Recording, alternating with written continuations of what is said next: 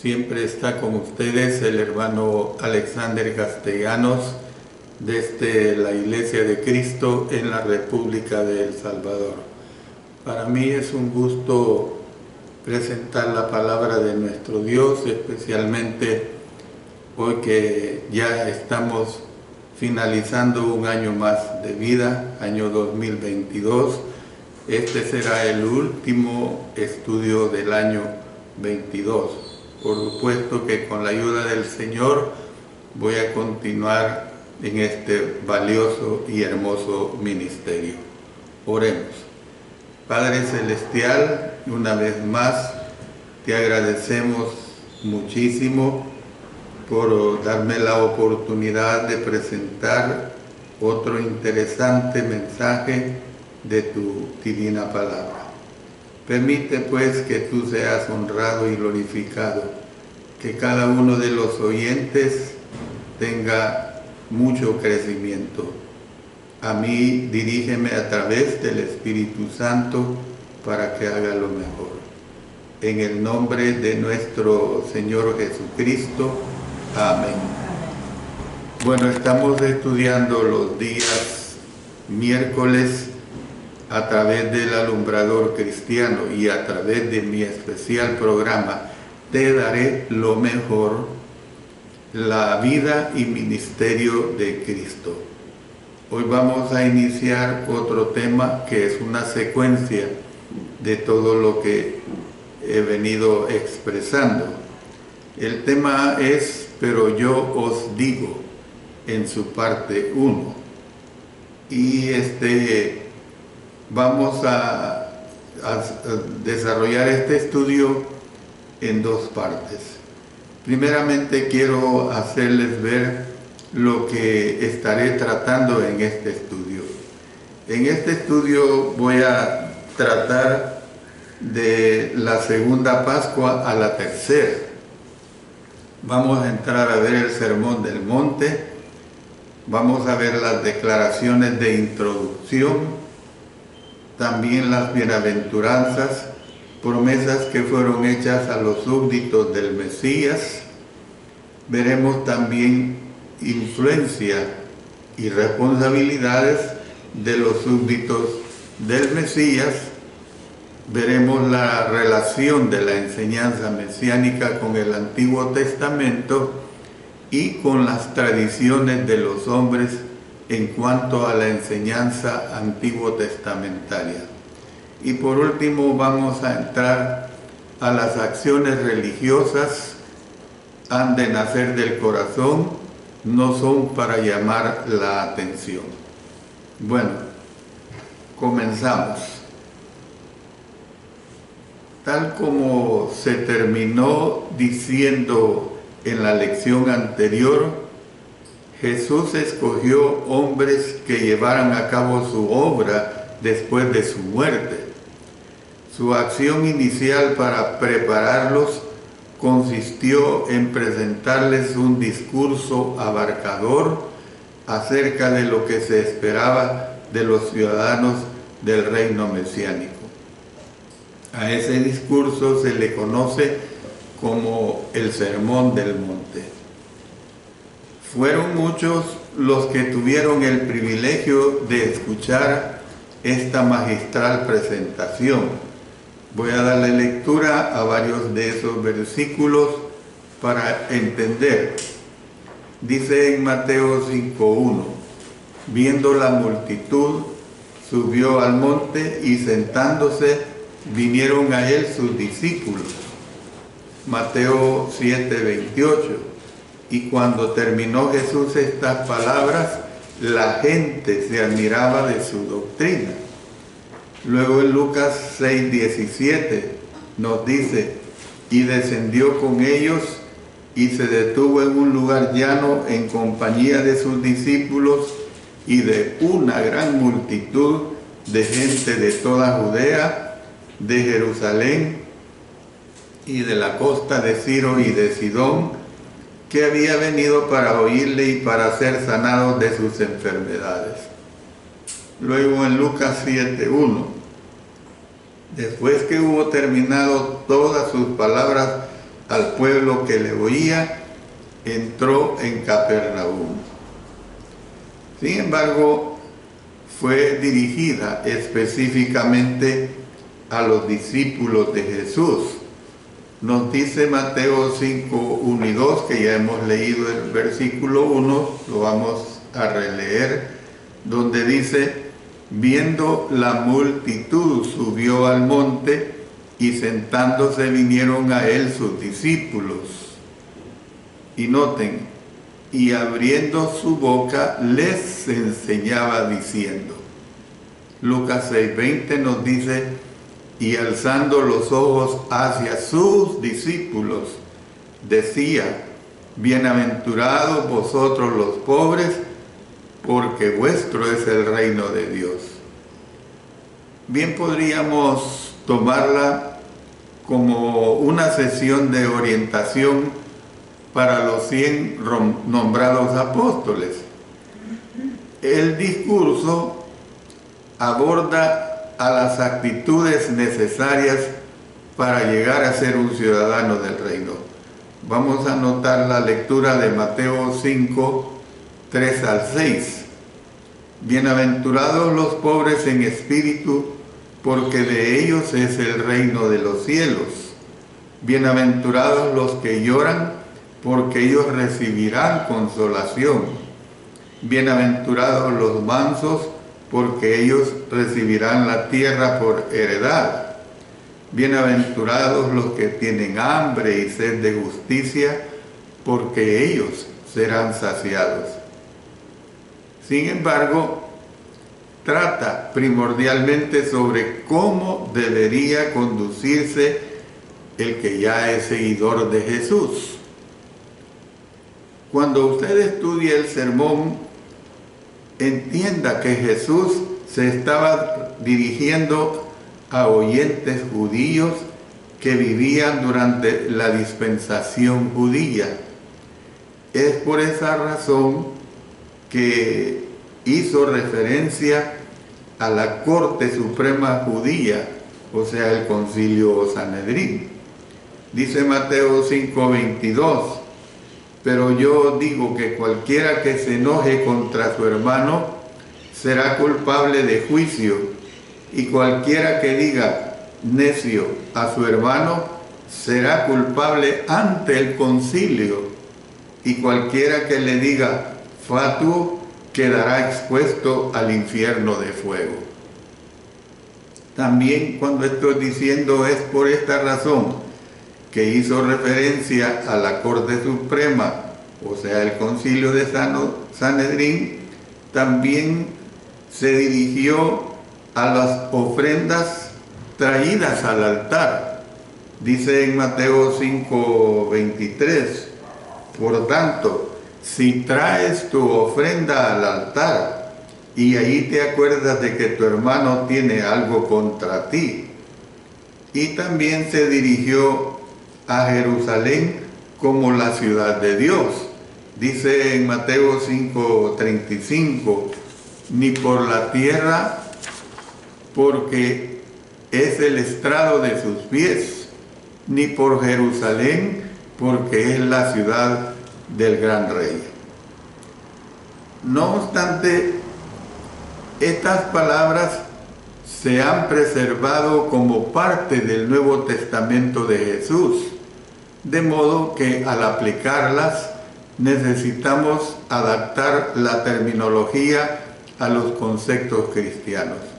Por ejemplo, la expresión si traes tu ofrenda al altar de Mateo 5:23 equivaldría a si vienes a adorar a Dios.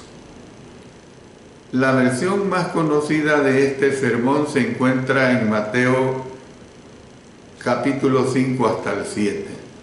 Sin embargo, en Lucas 6, 20 al 49 hay una versión más resumida. Hay diferencias entre una y otra versión. Por ejemplo, Mateo tiene 107 versículos, mientras que Lucas tiene solamente 30. Y la redacción también es diferente aquí y allá. Estas diferencias en particular no preocupan. Mateo parece dar una versión más extensa y Lucas una más resumida de la misma lección. Doy una aclaración. Cada autor presentó la porción del sermón que mejor se adaptó a su propósito inspirado por Dios. Todos los versículos de la versión de Mateo, menos 6, se encuentran en otra parte del libro de Lucas. Bueno, estoy diciendo que Mateo parece dar una versión más extensa y Lucas una más resumida de la misma lección.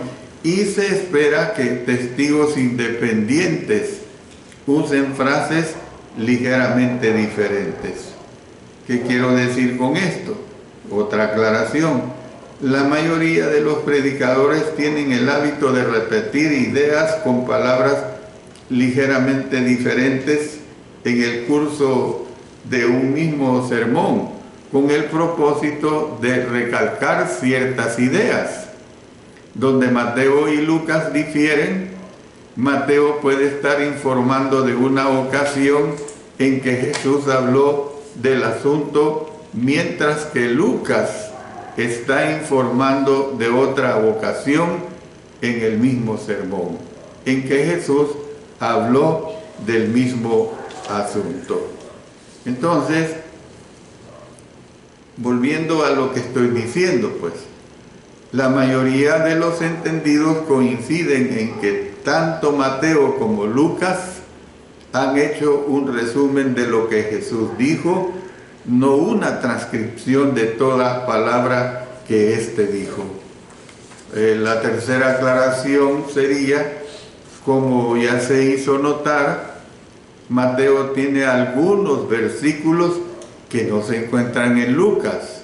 También debería señalarse que la versión de Lucas tiene 7 versículos que no se encuentran en la de Mateo. Bueno, de mayor preocupación para la mayoría de los estudiosos es que, según Mateo, Jesús subió al monte y se sentó, según Mateo 5:1. Antes de presentar el sermón, mientras que según Lucas, antes de la presentación, el maestro se detuvo en un lugar llano, Lucas 6:17. Sin embargo, no es imposible reconciliarlos. Jesús pudo haber sanado primero a las multitudes cuando estaba sobre el lugar llano al pie del monte. Note lo que nos dice Lucas capítulo 6, leamos los versículos 12 y después nos pasamos del 17 hasta el 19. En aquellos días él fue al monte a orar y pasó la noche orando a Dios, y descendió con ellos y se detuvo en un lugar llano en compañía de sus discípulos y de una multitud de gente de toda Judea, de Jerusalén y de la costa de Tiro y de Sidón, que había venido para oírle y para ser sanados de sus enfermedades. Y los que habían sido atormentados de espíritus inmundos eran sanados. Y toda la gente procuraba tocarle, porque poder salía de él y sanaba a todos. Y después, haberse retirado un poco hacia la falda del monte, donde se sentaría a enseñar a sus discípulos, quedando las multitudes a distancia suficiente para oírlo. Según Jerónimo, un antiguo actor cristiano, en su tiempo tenía la creencia generalizada de que el sermón se predicó en el monte conocido como los Cuernos de Atín. La palabra Atín se escribe con H y doble T, los Cuernos de Atín, que era un lugar llano donde podía reunirse una multitud. El hecho, pues, de que los sermones de Mateo y de Lucas comiencen de un modo parecido Por ejemplo, Mateo 5, 3 al 12, Lucas 6, 20 al 23, de que termine de un modo parecido en Mateo 7, 24 al 27, Lucas 6, 47 al 49, y de que sigan la misma secuencia general en el cuerpo del discurso, lleva a creer que se trata del mismo sermón. Que se trate del mismo sermón o no es asunto de mayor importancia. Si no se tratara del mismo, serían dos sermones parecidos que se predicaron durante más o menos el mismo periodo de tiempo. O sea, una aclaración a esto: poco después del sermón, en ambos relatos se narra que Jesús sanó al siervo de un centurión en Capernaum, que hace referencia en Mateo 8 y en Lucas 7, que cuando sea el tiempo adecuado vamos a hacernos referencia a esta sanidad. Entonces, estoy diciendo pues que se trate del mismo sermón o no es asunto de mayor importancia. Si no se tratara del mismo, serían dos sermones parecidos que se predicaron durante más o menos el mismo periodo de tiempo, a los mismos oyentes en general. Otra aclaración que puedo decir: Mateo 5.1 dice: viendo la multitud, subió al monte y sentándose vinieron a él sus discípulos. Esta es la tercera vez que leo este versículo. Luego pasémonos a Mateo 8, versículos 1 y 5. Cuando descendió Jesús del monte, le seguía mucha gente. Entrando Jesús en Capernaum, vino a él un centurión rogándole. Y esto se compara con Lucas 6, 17 y 20. Y descendió con ellos y se detuvo en un lugar llano en compañía de sus discípulos y de una gran multitud de gente de toda Judea, de Jerusalén y de la costa de Tiro y de Sidón, que había venido para oírle y para ser sanados de sus enfermedades. Y alzando los ojos hacia sus discípulos, decía: bienaventurados vosotros los pobres, porque vuestro es el reino de Dios. Luego pasamos a Lucas 7.1. Después que hubo terminado todas sus palabras al pueblo que le oía, entró en Capernaum. Entonces, por esta razón se pueden estudiar juntos, y eso es lo que haremos. Mire, lo que otra aclaración es que yo le recomiendo que en su estudio personal es recomendable que usted compare detenidamente las dos versiones de este sermón. ¿En qué se parece? ¿En qué se diferencia? Note especialmente los pocos casos en que Lucas contiene material que no se encuentra en Mateo. Entonces, en vista pues de que la versión de Mateo es la más conocida y la más abarcadora, esta será la que usaremos como fuente primordial y usaremos la de Lucas como fuente complementaria. No podremos comentar precisamente todas las grandes verdades de este sermón, ni explicar toda aseveración desconcertante. Sin embargo, en esta lección y en la que sigue, trataremos de mostrar el ámbito general de esta incomparable presentación. Bueno, ahora que he dado todas estas aclaraciones, esperando que ustedes hayan puesto mucho cuidado en ellas, entro ya al desglose del sermón en sí. La primera palabra es bienaventurados, que la describe mucho en Mateo 5, 3 al 12 y en Lucas 6, 20 al 26. Los sermones comienzan con una serie de aseveraciones, cada una de las cuales comienza con la palabra bienaventurados. Se le llama las bienaventuranzas. Esta palabra, hermanos y hermanas, significa benditos o dichosos. También significa próspero espiritualmente. Se lo repito, próspero espiritualmente. A quien quiera que lea el sermón, le resulta obvio que no es fácil seguir a Jesús. Esta es una realidad. Dice Mateo 5:10 al 12: bienaventurados los que padecen persecución por causa de la justicia, porque de ellos es el reino de los cielos. Bienaventurados sois cuando por mi causa os vituperen y os persigan y digan toda clase de mal contra vosotros mintiendo.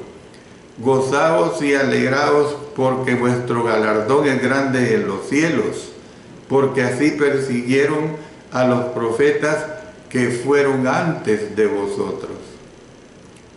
Cristo, por lo tanto, comenzó con palabras de ánimo, explicando de qué manera las personas serían bendecidas si oían sus palabras y las ponían en práctica. Dice en Mateo 7, 24 y 25: cualquiera pues que me oye estas palabras y las hace, le compararé a un hombre prudente que edificó su casa sobre la roca. Descendió lluvia y vinieron ríos, y soplaron vientos y golpearon contra aquella casa, y no cayó porque estaba fundada sobre la roca. Hasta cierto punto, los discípulos fieles cuentan con estas bendiciones en esta vida, pero la completa realización de ellas será en la vida venidera. La versión de Lucas incluye ayes que caerán sobre los que no estén dispuestos a someterse a Jesús. Notemos lo que dice Lucas 6, 24 al 26. Mas ay de vosotros ricos, porque ya tenéis vuestro consuelo. Ay de vosotros los que ahora estáis saciados, porque tendréis hambre. Ay de vosotros los que ahora reís, porque lamentaréis y lloraréis. Ay de vosotros cuando todos los hombres hablen bien de vosotros, porque así hacían sus padres con los falsos profetas. Una aclaración que doy, una comparación de la versión de las bienaventuranzas que da Mateo con la de Lucas, indicará que las referencias de Lucas a los pobres y a los ricos, póngale cuidado a lo que voy a decir, la referencia a los pobres y a los ricos se refieren primordialmente a una condición espiritual, no a una condición financiera, hermanos y hermanas.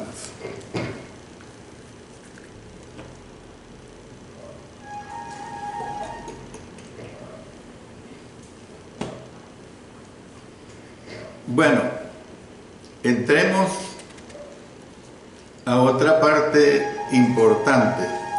Esta parte importante es lo que dice vosotros sois, que se desglosa en Mateo 5, 13 al 16.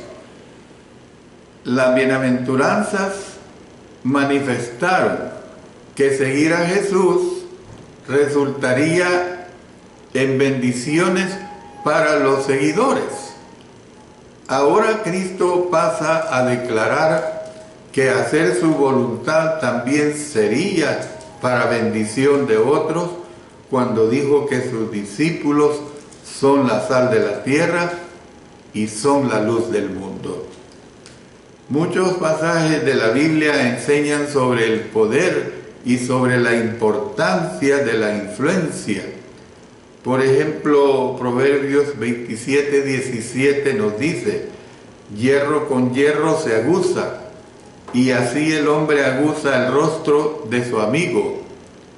Oseas 4:9: y será el pueblo como el sacerdote, le castigaré por su conducta y le pagaré conforme a sus obras.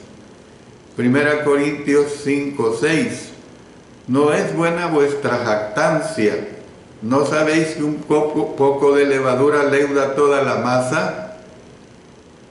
Luego 1 Corintios 15:33: no erréis, las malas conversaciones corrompen las buenas costumbres. Luego pasemos a Filipenses 2:15: para que seáis irreprensibles y sencillos, hijos de Dios sin mancha, en medio de una generación maligna y perversa, en medio de la cual resplandecéis como luminares en el mundo.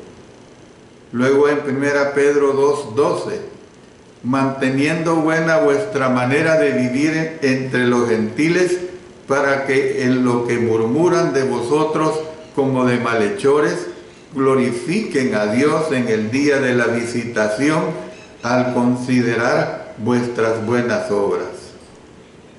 Pero yo les digo, hermanos, que ninguna otra escritura es tan desafiante ni hace reflexionar tanto como la que tenemos aquí en Mateo 5:13 al 16. Le pido, le suplico que le ponga especial atención a esta lectura. Vosotros sois la sal de la tierra, pero si la sal se desvaneciere, ¿con qué será salada? No sirve más para nada, sino para ser echada fuera y hollada por los hombres. Vosotros sois la luz del mundo.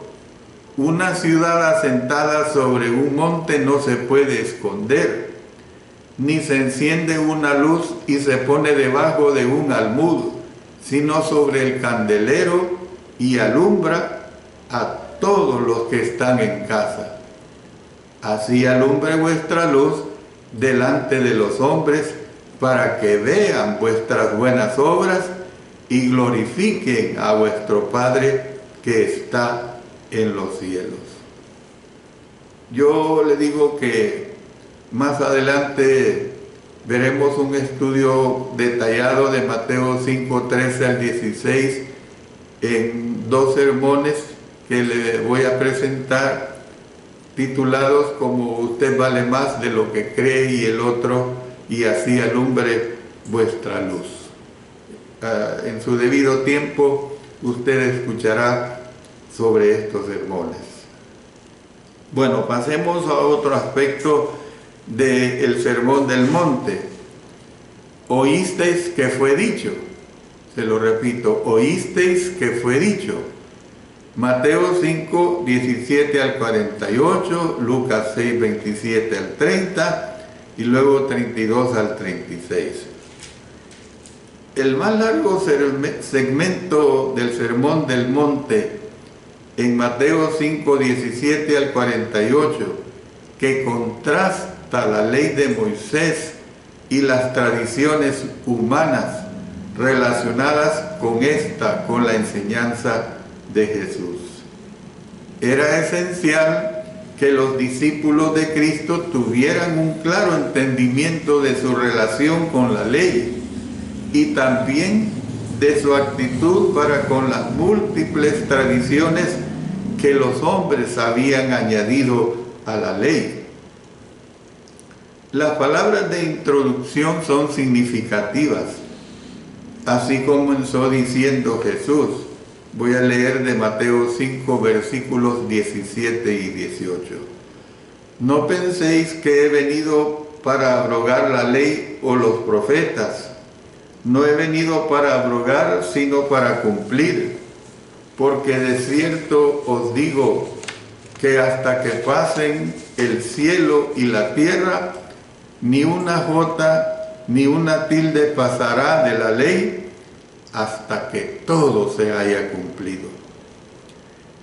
El hecho de que Jesús vino no para abrogar, sino para cumplir la ley, ha llevado a algunos a creer que hoy día todavía estamos regidos por el Antiguo Testamento. Es un gran error.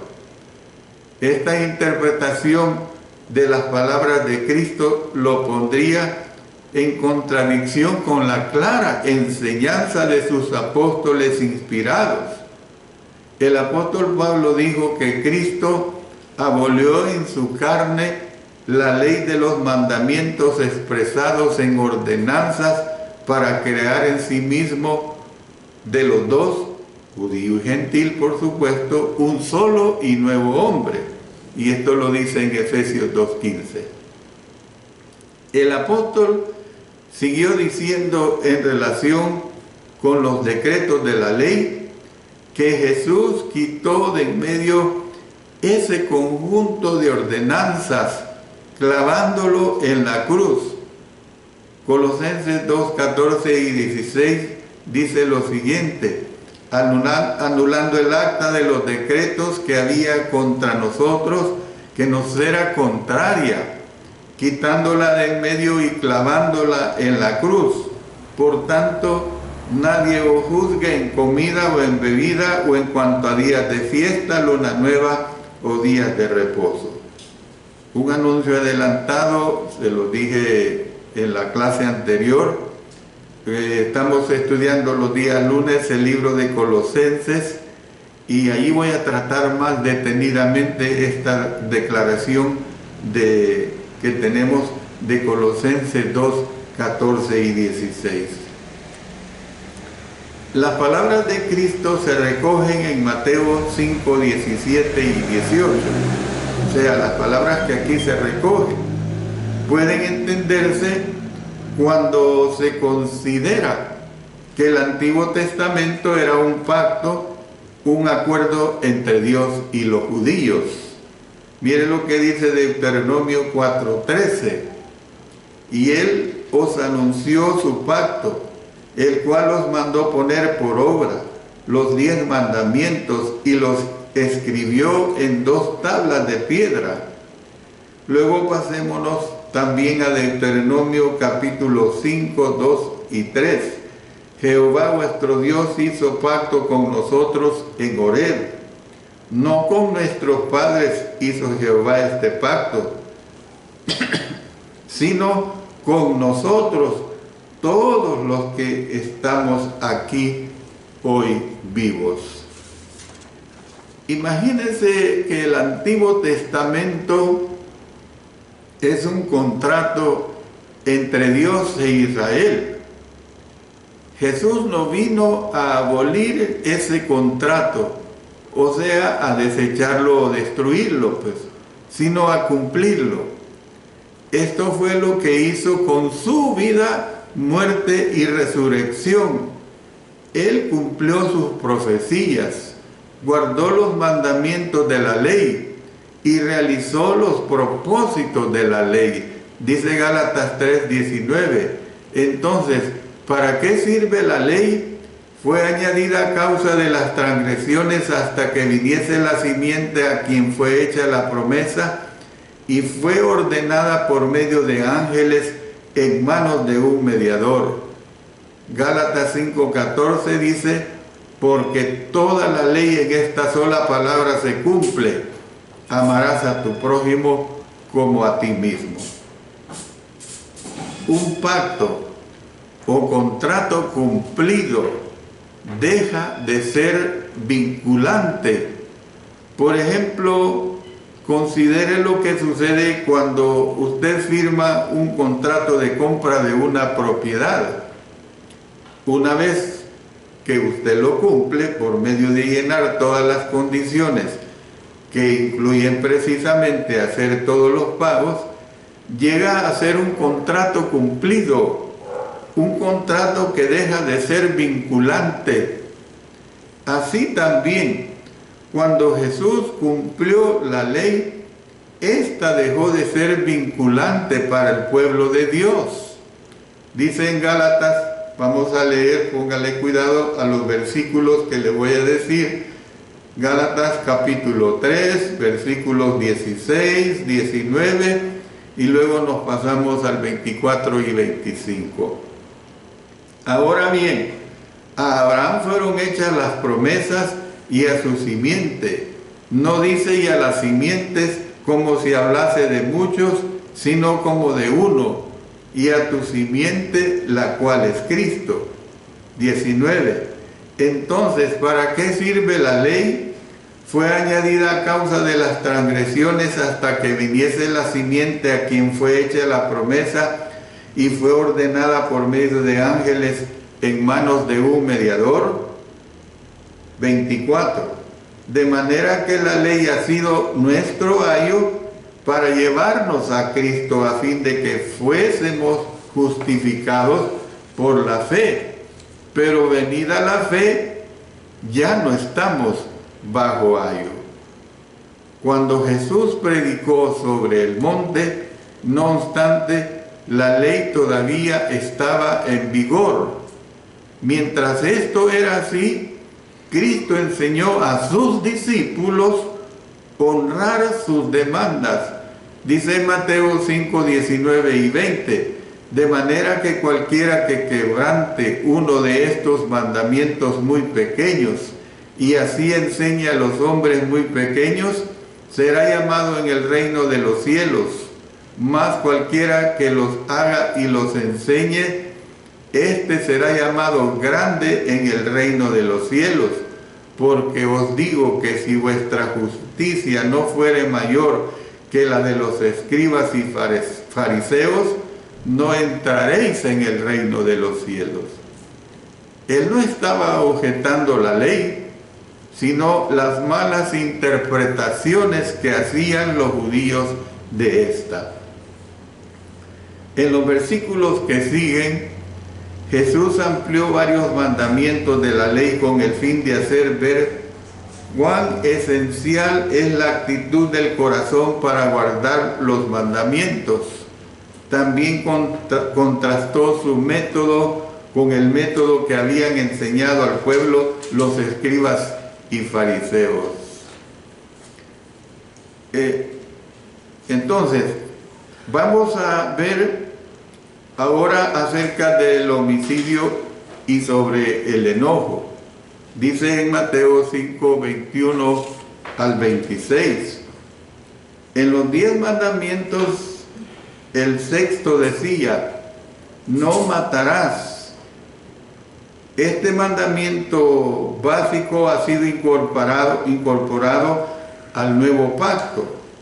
Romanos 13:9 dice, porque no adulterarás, no matarás, no hurtarás, no dirás falso testimonio, no codiciarás, y cualquier otro mandamiento en esta sentencia se resume: amarás a tu prójimo como a ti mismo. Sin embargo, Jesús amplió el original con el fin de incluir una advertencia acerca del motivo para matar y las circunstancias que pueden llevar a matar. Dice Mateo 5:22, pero yo digo que cualquiera que se enoje contra su hermano será culpable de juicio, y cualquiera que diga necio a su hermano será culpable ante el concilio, y cualquiera que le diga fatuo quedará expuesto al infierno de fuego. Rogó a todos los que tuvieran grandes desacuerdos con los demás a resolver inmediatamente sus diferencias. Por eso repito lo que dice Mateo 5, 23 al 26. Por tanto, si traes tu ofrenda al altar y allí te acuerdas de tu hermano, de que tu hermano tiene algo contra ti, deja ahí tu ofrenda delante del altar y anda, reconcíliate primero con tu hermano y entonces ven y presenta tu ofrenda. Ponte de acuerdo con tu adversario pronto, entre tanto que estás con él en el camino, no sea que el adversario te entregue al juez y el juez al alguacil y seas echado en la cárcel. De cierto te digo que no saldrás de ahí hasta que pagues el último cuadrante.